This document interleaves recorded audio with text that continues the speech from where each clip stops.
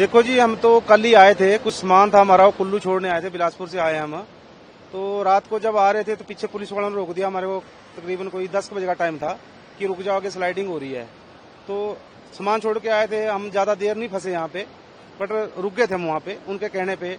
तो जब सुबह आके देखा तो यहाँ इतना बड़ा स्लाइडिंग हो गया था, सारे लोग, बाकी बड़ी गाड़ियां कह रहे 3-4 दिन से फंसी है, उनका हमारे को पता नहीं है साहब, जो भी है स्लाइडिंग हो रही है। अभी काम भी कर रहा है प्रशासन, तो खोल रहा है रोड, अगर खुल जाता है तो निकल जाएंगे सर।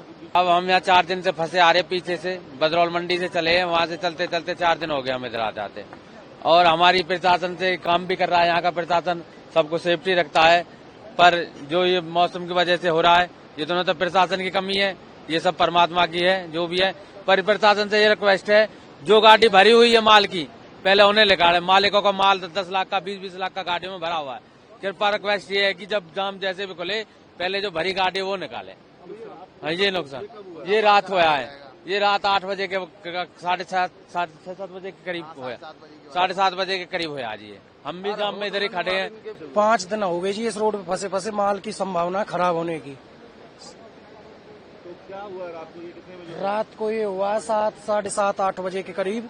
इसमें पिकअप भी बताई जा रही है, 2 पिकअप फंसी पड़ी हैं, नीचे दबी पड़ी हैं। तो ये जो हुआ है वो बहुत गलत हुआ है, ये जल्दी से जल्दी हटाया जाए। उनकी जान तो जा ही चुकी होगी।